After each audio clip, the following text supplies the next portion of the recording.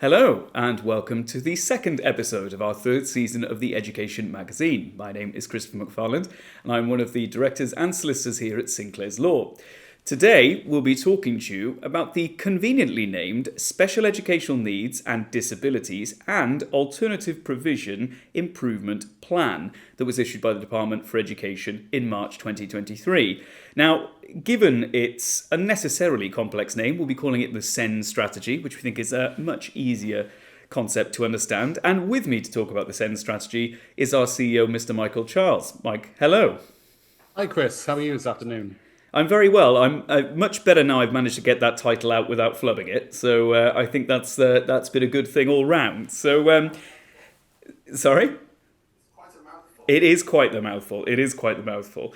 So, Mike, it's a long document. I have a digital version here in front of me that stands at 101 pages, so it is a lot to digest. And I think the intention here is to really just talk about the headline issues for people. So could you give us maybe your top 5 key takeaways from the document? Well, the first question that entered my head when the SEN strategy was introduced was it really necessary, given that the 2014 Children and Families Act has changed quite dramatically the old statement regimes in England? But of course, one of the key things that the government and most governments want to do is change education law repeatedly because they see it as election winning ideas. And the headline point from a political perspective that the government have used to grasp attention is the £400 million that they say is going to be now made available to schools throughout England, which will improve what they consider to be the already high standards that exist. But in terms of the primary points that are set out within the strategy, I thought we'd go through each of those 5 points one by one, Chris. The first is the introduction of national standards that the government says will place a far greater emphasis on the importance of mainstream settings being able to provide for the special needs population within them. And the idea is to improve the quality standards and the quality provision in order that more children who might be identified as having special educational needs will be able, or at least less able, to qualify for an EHCP, because they see the idea is that, as it was, in fact, in fairness, in the 1996 Education Act, it was envisaged back then that statements should only be for a very small population of those children who really need support beyond that, which is typically available within a mainstream school. And so the government is saying, really, we want to get back to that, where there be fewer EHCPs and the fewer need for EHCPs in order to ensure that those children who have got special educational needs have their provision met through the normal resources of a mainstream school. So increase their resources, it means their provision is better, less people who might need a plan. And the government is saying that it's going to do that through the creation of a new designated officers, designated social work care officer, for example, is going to be introduced, and there's going to be new qualifications introduced for SENCOs. So the idea is about improving the system for children in mainstream settings. And of course, as you know as well as I, that mainstream is not for all of us, Chris. No, that's right, Mike. I think that, when you and I both read this, I think that, no one, I think, is going to see as a negative improving the facilities and support available for those at mainstream schools. We do find that it is very important to provide early and quality-based intervention, and resources are very stretched. So an introduction of greater degree of resources is going to help. But as you say, the concern is that because delivery across the mainstream sector, because of the limited resources, has been so weak, and there hasn't been that right to directly enforce provision, except perhaps through a claim of a breach of equality for a lack of reasonable adjustments. I think it might come as a concern to a lot of our viewers, Mike, that the idea of EHCPs being even harder to get potentially in these circumstances. What do you say to those parents? Well, I suppose in terms of what you'd say to them is that this has been the government objective, I think, since 1986, when the Education Act was introduced. Then, as I said, it was never envisaged that so many people would have and qualify for statements of special educational needs. What the government is actually saying in its terminology in the SEN strategy is that they believe that the objective is to ensure that children's additional needs are met effectively, quickly, and they use this word, and with a much more affordable provision.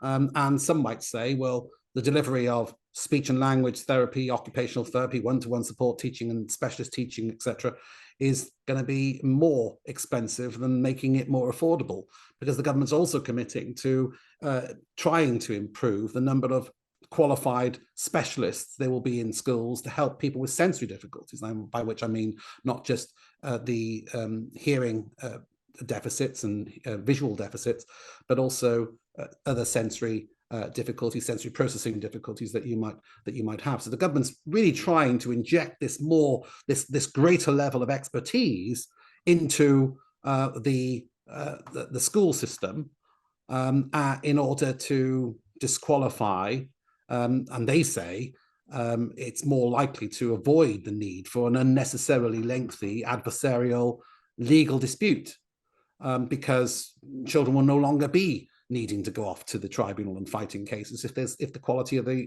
mainstream provision is better. My view on that is, from a practitioner's perspective, is that, look, at the end of the day, it's not all about whether you get the EHCP. I don't think that's the critical point. The critical point is, are your needs going to be met? If the children's needs are truly going to be met, whether you hold a plan or not, it's a good thing. So I don't think we should be overly worried about it, because the government is unlikely to remove the kind of statutory objectives that are all currently placed upon schools, which is, of course, to use its best endeavours to ensure the special education needs provision is met. So, you from a legal perspective, I suspect that we're going to see a drive for refusals, more refusals of EHCPs in the future when this strategy is implemented. That's my thought. Yeah, it seems to be, Mike, that they're trying to not really change the threshold, which is already necessity, which is often, as you say, interpreted as requiring provision beyond that available typically at mainstream schools. So they are thresholds that are there, but by increasing that pool of resources, the number of pupils that will be caught by that criteria will reduce, because, as you say, the aim is to proactively meet needs at that mainstream level. So, as you say, if the execution is strong, if the quality of provision is introduced, then it may very well meet the needs of pupils who would currently receive an EHCP without the need to meet an EHCP, which would be a good thing. But as ever, as you say, the proof of the pudding will be in the eating. And if it is not executed well, then the good news is those thresholds for EHCPs will still exist, and it will be for then the appellants, the parents, or the young person themselves to demonstrate why their particular needs can't be met. But those barriers are not shifting. The approach to meet those needs is what's changing. So I think that's... I think anyone is saying that there needs to be a change to the definition of what constitutes special educational needs. No. I didn't see that in the document, and it is, as you say, a lengthy document to digest, Chris. No, absolutely right. So the aim is to avoid the need of an EHCP factually, rather than necessarily changing the threshold itself. So that's an interesting topic. And Mike, I did want to touch upon, because we've talked about the Additional Learning Needs Act in Wales, and that's gone about things in a very different way, because there they actually removed the barrier of necessity from the requirement to have a plan. It actually shifted across to, if you have additional learning needs, you will then receive a plan. So actually, strategically speaking, the Welsh Government is almost coming at this from a different side of things. I mean, I didn't know if you had any thoughts on that to share. Well, I mean, it's early days in Wales with the new additional learning needs legislation. What I would my first thought is that, looking at the IDPs that I've seen since the new system was introduced, I've got to say, sadly, I have not been impressed by the quality of those documents. So I think that it might be so that you will get an IDP, but I'm afraid to me it's like chip wrapping paper. I don't think there's kind of quality that exists in England, reproduced in Wales, you can't compare, I don't think, a well-drawn-up EHCP with the kind of IDPs that I've been seeing in Wales. So I think the early signs of the changes introduced in Wales, I'm not really that pleased about, Chris, to be honest. And I think it goes back to that point we just made about execution. Is that actually, and I think as well, this chimes with your point that you were saying about really the end of the day, we all just want the child's needs met. That's really the aim of any plan and any case where we're dealing with special educational needs or additional learning needs. And the document, the piece of paper, whilst important and the legal mechanisms and rights behind it are important, really they're only ever as effective as how well they're written and whether or not they're executed. As you say, unfortunately, on the ground, we are seeing in an environment where there are more plans and designed to be more plans, so people should know more about what their child needs and is entitled to. Unfortunately, the quality of drafting is probably going down because of the additional burdens there. It's very early in the system as well. So even though there's more plans, we're not necessarily seeing the same quality. So again, all back to execution. I've read some very, very worried, a number of emails from very, very worried, and messages, of course, from very worried people, parents in Wales. And I predicted long ago, before the Act was introduced, that it was not a good thing, primarily, because I felt that it was more likely than not to lead to greater levels of conflict between parents and schools and local authorities. And I think, to be honest with you, the early signs are that that's actually coming true. So, but that's Wales, of course. No, of course. Talking about the SEN strategy in England, Chris, and there are some good things in it, in the document and in the SEN strategy, which I'm pleased about. The second point that I was going to mention, if you asked me to deal with 5 headline points, and the second one, in my opinion, is that the government is talking about standardizing the EHCP document itself, so that it's not so arduous as we see different local authorities adopting different policies across the board and introducing digital requirements for EHCP systems. So it's going to be, I think it's, I don't know about you, Chris, but when EHCPs were introduced, some local authorities produce quite neat, well put together documents, and others are very, very confusing and difficult to follow, where section F is you've got to look for it. You've got to, really try and find where the provision is. It's not in order. It's just very, very difficult to follow and understand and match it to the objectives and so on.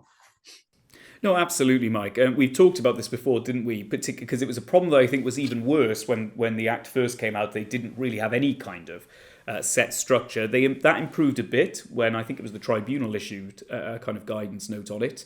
And we saw some better practice. And it has kind of strayed, I think, with good intentions, where people have tried to come up with designs they think are innovative or easier to read. But the problem is, because there's a lack of uniformity, it can be very confusing, even to us as practitioners sometimes, to read a document and say, well, hang on, how is this technically in section B? It isn't a special educational need. It can't be in there statutorily.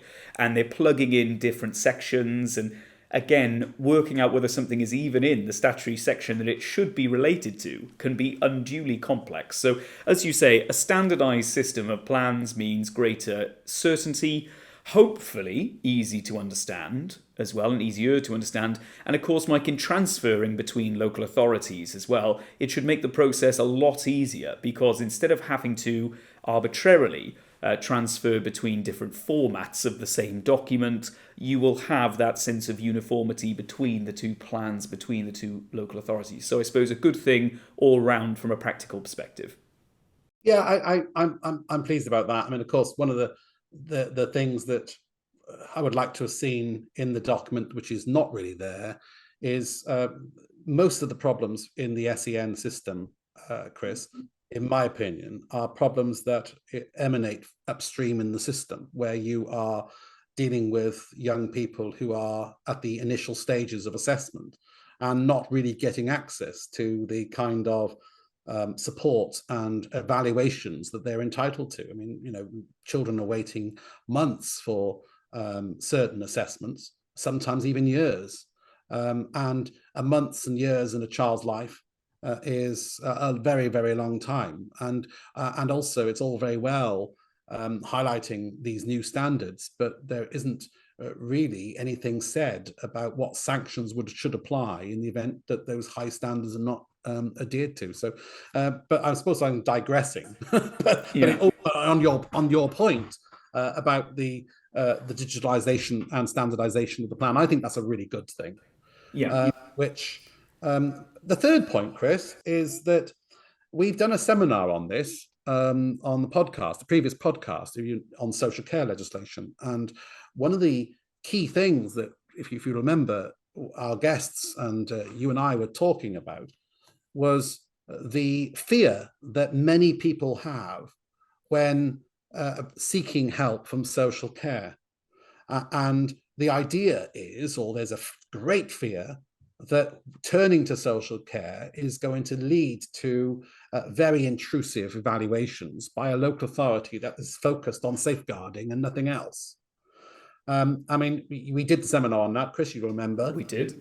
And so the third highlight that I think point I want to highlight in the SEN strategy is that the government is committing itself to reviewing social care legislation relating to disabled children in order to improve clarity for families and to enable them to be better able to get the support that they might be legally entitled to. And they're going to introduce the adoption of a DSCO, which is a designated social care officer in each local area, which will, and that will include the proposing of an amendment to the SEND Code of Practice. So you're going to see, I hope anyway, from what the government is saying in the document is, and in fairness, I threatened the government not so long ago with a potential judicial review along the lines that we talked about in the previous seminar.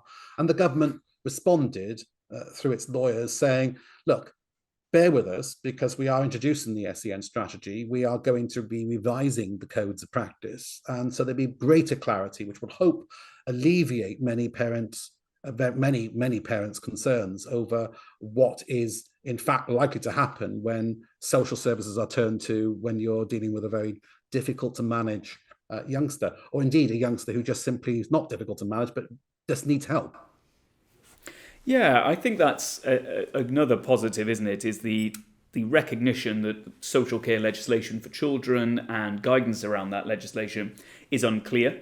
And, as you say, this was a big topic of our previous podcast to show that, there was that big, change in the adult social care legislation with the Care Act 2014. But it seemed a real missed opportunity to codify and clarify the law relating to children, which is still based on older pieces of legislation, the Children Act 1989, for example, and of course then the other acts that are all related. But again, because you're dealing with multiple acts, you're in a situation where, obviously, as a layperson, legislation is hard enough to read. Cross-referring multiple pieces of legislation and working out how they relate to one another is really the jobs of academics and lawyers and jurisprudence. And of course, that's a real difficulty. So having greater clarity of that and easier to understand documentation, I think, is a huge step forward, because we are seeing, I still think, and my big concern is that doesn't really deal with the systemic issues in the social care system, where resources are so low, availability of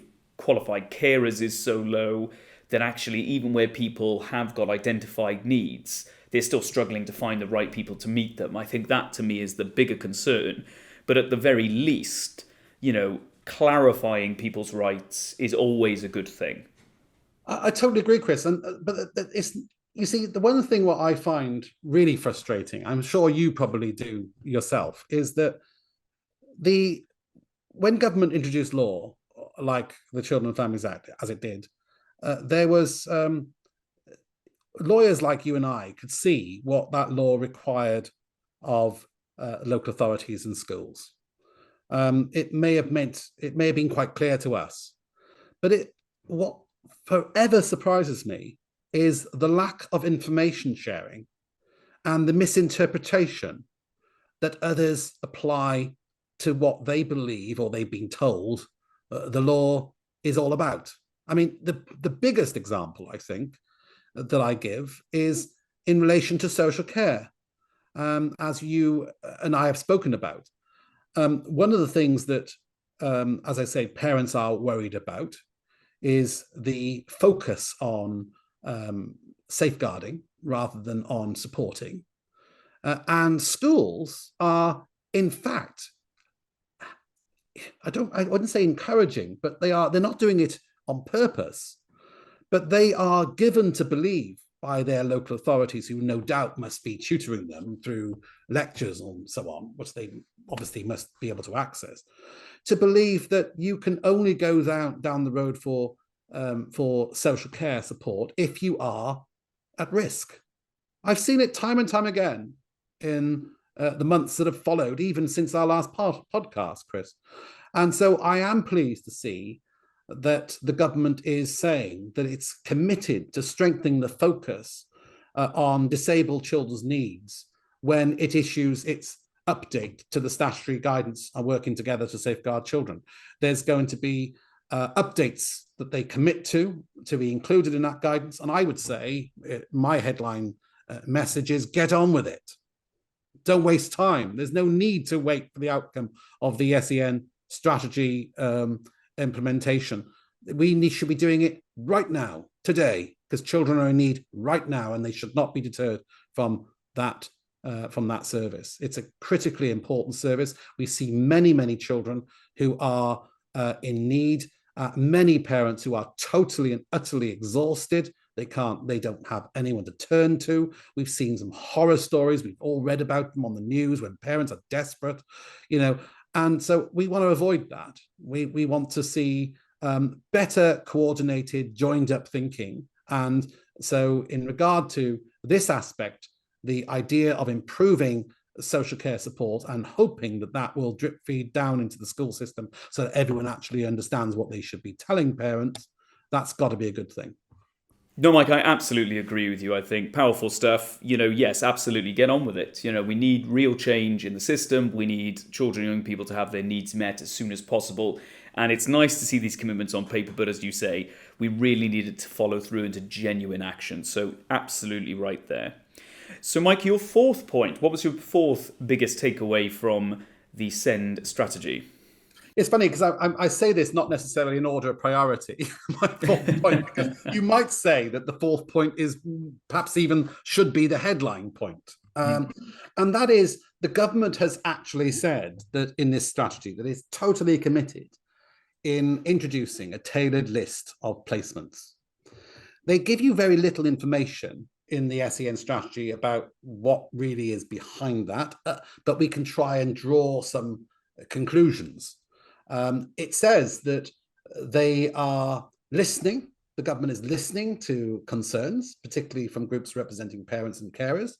And they say that a tailored list of schools, is it going to have a knock-on impact on parental choice? And is it going to, in fact, reduce choice? Is it going to be a case in which, in the EHCP regime, that the parent must only and can only elect one of those schools that are on the list, and that all other schools will fall to the independent sector, for example, that will be falling on to parents that have to pay for it themselves. It's difficult. There's not a lot of detail in the documentation on that, Chris. So I think at the moment, the highlight, the real concern that I have is if the government, in introducing a tailored list, is going about going down that road purely to reduce not only the cost, but the parental choice, so that we get much more restriction. I'm not trying to frighten people. I'm simply saying at the moment there's no detail in the guidance. It may very well be that is in fact what the government's objective is. It's difficult to say, but because you could argue, Chris, that there is a kind of tailored list now under Section 41, Yeah. schools, and of course you can tell our listeners and our viewers. Yeah, absolutely. So, of course, the list that's managed by the Secretary of State in Section 41 are independent schools that have essentially applied for and been accepted to a list of accepted institutions that can be named under Section 39 of the Children and Families Act 2014. So streamlines the naming process a bit more and has a slightly subtle change to the duty to name in comparison with the general legislation for naming independents under Section 9 of the Education Act 1996. So very technical in that point. But what I thought, going to the point about the tailored list, Mike, is that when they advertise this in SEN Strategy, the government is talking about the lack of information that parents maybe have about suitable schools in their area and what they do. And I think that's a real problem that I've certainly come across. I know you probably have as well, where, because you don't necessarily have a list available of schools or what those schools specialise in. I mean, I've even been in annual reviews where, maybe parents and children are looking to transition to secondary schools, for example, and the child has special educational needs. They require something that is not typically delivered in the mainstream environment. And, when that's being, parents saying, okay, so local authority, what you would recommend, out of a concern that they don't want to be seen to be advising, local authorities say nothing. And that is so unhelpful to parents, because then they, often have to do the research themselves. It's not easy to find this information. Yes, there'll be SEND policies online, but again, those often say the same thing. They're very generic. And, people won't understand. They could, in theory, have a perfect provision right on their doorstep, but the wrong terms in the Google search or the lack of personal knowledge of someone who attends there, and they can miss these institutions. And what the government say is that, this is what we want to do, is we want local authorities to improve information available to families about this. Now, if the purpose of it is that, then that's a net good, isn't it? That's a net good thing, is say, well, great, if it does mean that more people are aware of the environments in their area that can help their children and their young people, fantastic. But as you say, if it then goes that step further to limiting parental choice and to kind of ring fencing those institutions as those institutions that can be named in a plan, obviously that's something that you and I would object to very strongly. So again, although we have a situation where, yes, this strategy is out and it's being a bit clearer than the previous document, it really does leave a lot to be desired in terms of certainty. You're quite right. So I think we'll keep people updated as to the progress with those tailored lists, because it is something that I think, as you say, for you and I, high on our agenda of concerns.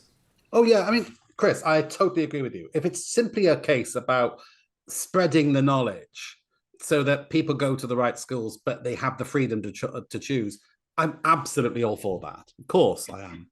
But I mean, let me just read you an extract from the paragraph in the SEN strategy. It says this about tailored lists.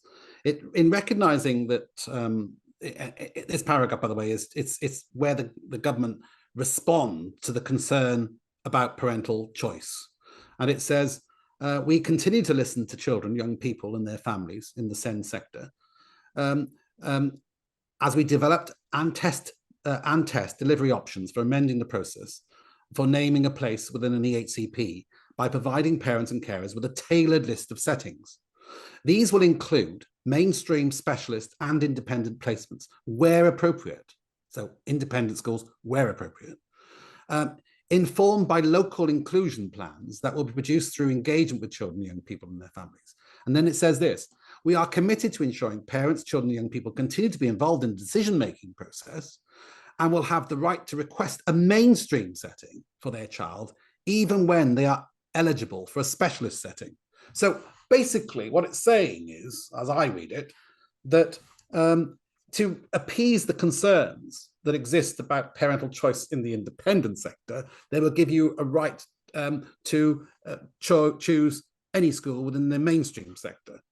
So I think they've lost the wood from the trees there a bit. So if that's the why I think we are I think we are right to be a little concerned. I'm not saying that it's definitely going to be that restrictive. We just don't know, but it may very well be that lots of independent specialist schools around the country need to be quite concerned about this, especially if they don't get on the list. No, absolutely, Mike, absolutely. So we'll keep people updated as these developments as they happen. So, okay, well, this leads us to your fifth key takeaway at this stage. So please introduce us to that.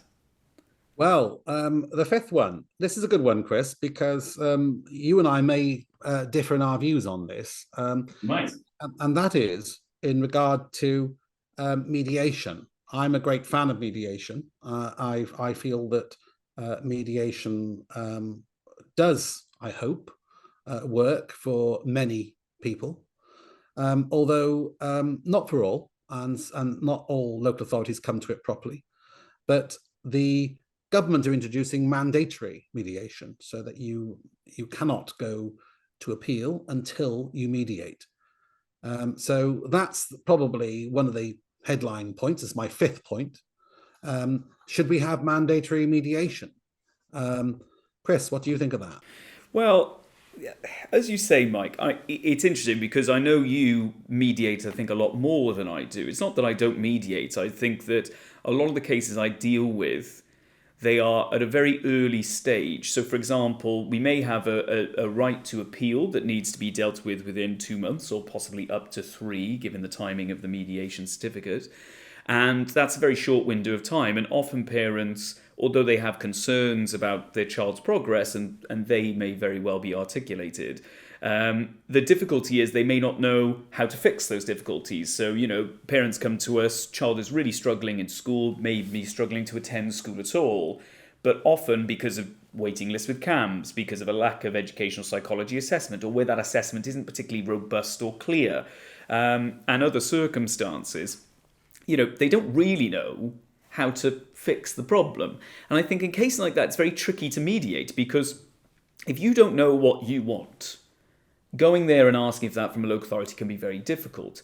And in other times, perhaps where parents really do know what they want and local authorities have been completely clear that they are not interested, I feel that particularly where we are at the moment, dealing with a situation where the tribunal's time frame is extremely long, it's a year really until you get a hearing now, far up from the 6 to 8 months we were seeing only a year or 2 years ago, that it can create delay. In the right case, as you say, it can be perfect. It can bring the parties together, resolve difficulties quickly, often amicably, and be a hugely powerful tool. But I think in other cases, there are reasons why mediation, particularly mediation at that stage, the pre-appeal stage, can be ineffective for many good faith reasons as well, not just because people aren't coming to the right with the right attitude, although that happens, as you say, but also because maybe there isn't enough information at that early stage to really understand the issues between the parties to begin with. So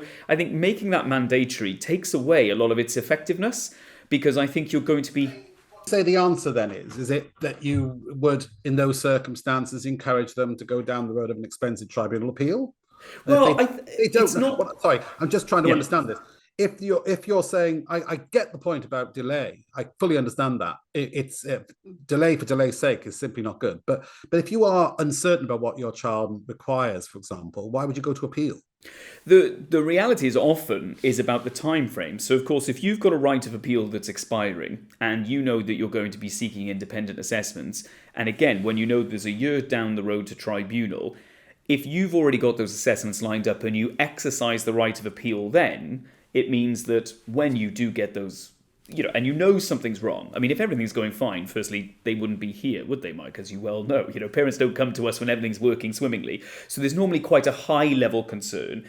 And you will relay what those concerns are, but you may be awaiting, certain expert assessments to verify, right, we know what the problem is, but let's better understand it and let's get a strategy to fix it. And parents can't really design that strategy themselves. So in those circumstances, appealing is something that I think can be very worthwhile, and getting that appeal in, because you're then in the process, you will have that information long before. And I think as soon as you have that information, calling a meeting with a local authority and having, be it informal mediation or even formal mediation at that juncture, is incredibly effective. And I find local authorities are very receptive, or much more receptive at that juncture too, because you're no longer talking in the abstract of, this isn't working. You're saying, this isn't working, and this is the strategy we believe will solve this issue.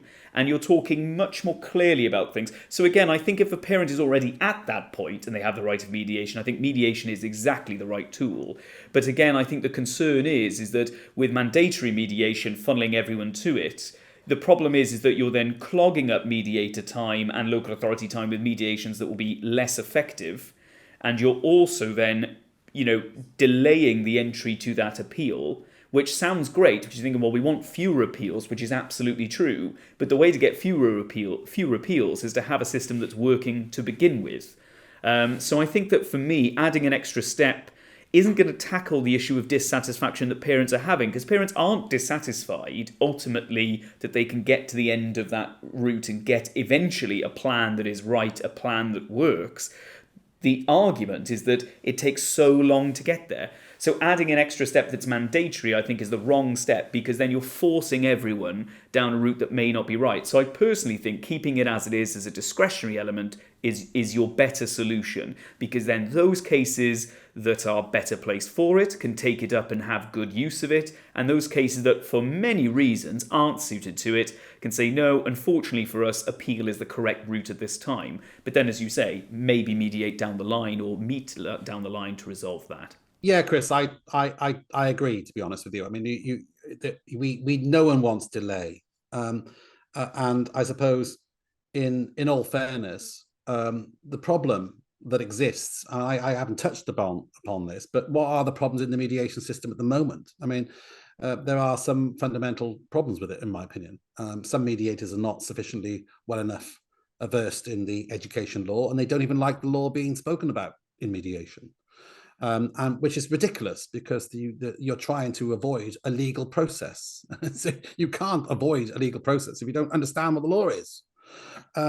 Because the mediator, the good thing about good lawyers being qualified as mediators is because you can detect the power in the person's case and try and lean on the other side to understand how important it is for them to appreciate that they're in danger of losing should the matter go ahead. And of course, I totally get that. It's all down, and it also comes down to whether or not what's your mindset in when you approach mediation. Are you approaching it genuinely in an attempt to settle? And many local authorities see it as a stepping stone to create more delay, which will mean that they will be less likely to have to fund the school placement, let's say, that the parents might want, and they will save money in the course of so doing. So you're totally right. But yeah, something I find really odd is that whenever you ask for mediation these days, it's quite common for parents to be told right at the outset, well, we're not going to agree to anything you ask for, or they seem to encourage them or discourage them from going down the mediation route. I wonder why that is. I just don't know. I mean, maybe local authorities can tell us one day. But I suppose the idea of mandatory mediation would be better in circumstances where the tribunal had greater power to impose sanctions on local authorities who flout the system and get away with it by creating ridiculous arguments and using arguments that they know will fail purely because it will serve for them to have more time to fight the case. And in that time, they will be delayed and they won't have to pay for all of that additional provision. So I think it's down to the mindset. If we encourage people like we do in the court system, because there is a huge incentive not to go to court. And perhaps one of the greatest incentives to prevent someone from wanting to go rushing off to court is the danger that if you lose in court, you'll face a cost order. And we don't have that system in operation in the tribunal. And parents, of course, will be delighted by that in some way, because they say, well, there's no risk on them being facing a cost order should their case fail. But equally, cost orders could be one way. That's not unreasonable when a state is against a parent with all the money that the state has at its disposal. There's no sanction, you see. And so that lies at the root of, I think, the problems in the SEN tribunal system. But mandatory mediation, I hear what you say about delay. I think it's a valid argument.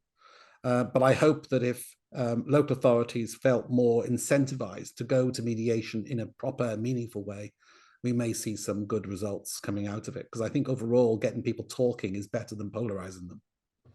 Absolutely, Mike. No, a good point to end on. So, well, thank you, Mike, for joining me today. It's been good to talk to you about this strategy. And as we say, as it develops, as we see these plans come closer to fruition and more information is provided, I have no doubt that we'll be back with another episode for people. But thank you very much for coming today. Oh, thanks, Chris. I've enjoyed it as always. Goodbye, everyone. So that's us for the second episode of the Education Magazine. Thank you all for joining us, and we will see you next time.